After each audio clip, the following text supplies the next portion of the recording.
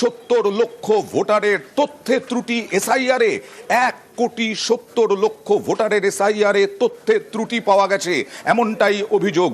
সরাসরি চলে যাব প্রতিনিধি সোমরাজের সঙ্গে কথা বলবো। সোমরাজ, একটু ভাগ করে করে তোমার কাছ থেকে জানার চেষ্টা করব কোন কোন ক্ষেত্রে কত মানুষের তথ্যে ত্রুটি বিএলওদের আপলোড করা তথ্যে।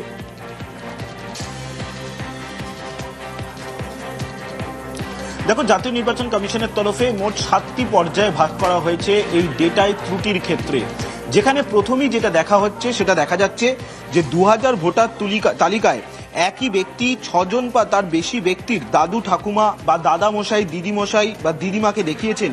এই সংখ্যাটা হচ্ছে 24,21,033 জন, যারা এসআইআর ফর্মে 2002 এর ভোটার তালিকায় একই ব্যক্তিকে 6 জন বা তার বেশি ব্যক্তি হিসেবে দাদু ঠাকুমা দেখিয়েছেন। এই সংখ্যাটা যাকে ত্রুটি আকারে দেখছে কমিশন। দ্বিতীয়ত যেটা দেখা যাচ্ছে যে যাদের বয়স 45 বছরের বেশি কিন্তু 2002 এর ভোটার তালিকায় নাম নেই, সেই সংখ্যাটা দেখা যাচ্ছে 20,74,256, যেটাকেও ত্রুটি আকারে দেখছে কমিশন। তৃতীয়ত যেটা দেখা যাচ্ছে যে 2002 এর তালিকায় বাবার নামে অসঙ্গতি, এই সংখ্যাটা হচ্ছে 85,01,486, যেটাকেও ত্রুটি আকারে দেখছে কমিশন। চতুর্থত, ভোটারের সঙ্গে তার বাবা মায়ের বয়সের পার্থক্য দেখা যাচ্ছে 15 বছরের কম, 15 বছর বা তার কম, এই সংখ্যাটাও হচ্ছে 11,95,230। পঞ্চমত যেটা দেখা যাচ্ছে, ভোটারের সঙ্গে বাবা মার বয়সের পার্থক্য দেখা যাচ্ছে 50 বছরের বেশি, এই সংখ্যাটা হচ্ছে 8,77,736, যেটাকেও ত্রুটি দেখছে কমিশন। ষষ্ঠত দেখা যাচ্ছে যে ভোটারের সঙ্গে তার দাদু ঠাকুমার বয়সের ফারাক 40 বছরের কম, এই সংখ্যাটা হচ্ছে 3,29,152। আর সপ্তমত, লিঙ্গের অদল বদল হয়েছে, অর্থাৎ জেন্ডার অদল বদল হয়েছে। কোথাও কোথাও ক্ষেত্রে বাবা মা হয়েছেন, কোথাও কোথাও ক্ষেত্রে মা বাবা হয়ে গেছে। এই ধরনের লিঙ্গের অর্থাৎ জেন্ডারের অদল বদল হয়েছে। এই সংখ্যাটা দেখা যাচ্ছে 13,46,918, অর্থাৎ 1,67,45,911, যেটা ভোটারের ডেটায় ত্রুটি ধরেছে জাতীয় নির্বাচন। আমি সংখ্যাটা বুঝলাম। এবার এই যে নির্বাচন কমিশন কি পদক্ষেপ করবে এই ত্রুটি দূর করতে, আর ভোটারদের কাছে কিভাবে পৌঁছানো হবে?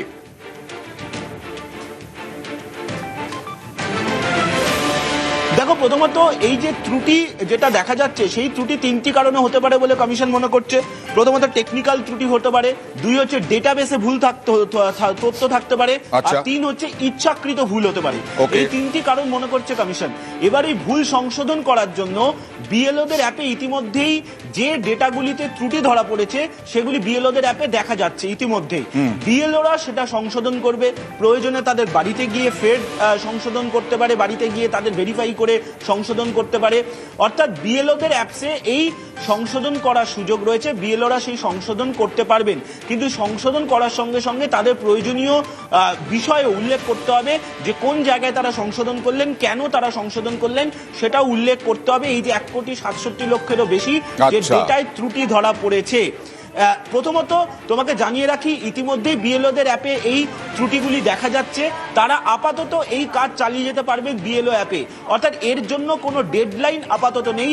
তার কারণ হিয়ারিং প্রক্রিয়া শুরু হবে 16ই ডিসেম্বরের পর থেকে। 16ই ডিসেম্বরের পর থেকে চিঠি যাবে, তারপর হিয়ারিং প্রক্রিয়া শুরু হবে। ফলত কমিশন বলছে যে এই যে ডেটায় যে ত্রুটি যে সংশোধন, এই সংশোধন করার সময় আপাতত বিএলওদের কাছে আছে। কিন্তু যাদের সংশোধন হবে না বা যাদের এই ত্রুটিগুলো থেকে যাবে, তাদের কিন্তু হিয়ারিং এর জন্য ডাকবে কমিশন, তেমনটাই কমিশন। তার মানে বিএলওদের আবার বাড়ি বাড়ি যেতে হবে, বাড়ি বাড়ি গিয়ে ত্রুটি সংশোধনের উদ্যোগ নিতে হবে, এবং তাতে কোনো ডেডলাইন নেই। এবং তারপরেও যাদের ত্রুটি থাকবে, অর্থাৎ 1,67,00,000 কয়েক হাজার যে ভোটার, তাদের ত্রুটি তথ্যে, সেই তথ্যে ত্রুটি যাদের থেকেই যাবে তাদের এবার শুনানিতে বা হিয়ারিংয়ে ডাকা হবে। আর এরপরে কি তথ্য দেব? এরপরের তথ্য হচ্ছে বাদ পড়তে চলেছেন 58 লক্ষ ভোটার। সোমরাজের কাছে যাব। সোমরাজ,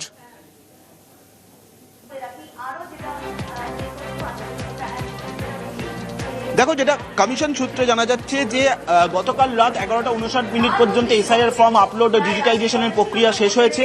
আর সেখানেই দেখা যাচ্ছে খসড়া তালিকা থেকে নাম বাদ যাচ্ছে 58,18,487 জনের। আচ্ছা। খসড়া তালিকা থেকে এই নামগুলোই পুরোপুরিভাবে বাদ যাচ্ছে। এর মধ্যে মৃত ভোটারের খোঁজ পাওয়া গেছে 24,18,599। যারা আনট্রেসেবল অর্থাৎ খুঁজে পাওয়া যায়নি সেই সংখ্যাটা হচ্ছে 12,12,274। যারা শিফটেড অর্থাৎ এক জায়গা থেকে অন্য জায়গায় চলে গেছে সেই সংখ্যাটা হচ্ছে 19,91,966। ডুপ্লিকেট ভোটার হিসেবে চিহ্নিত হয়েছে সেই সংখ্যাটা হচ্ছে 1,37,961।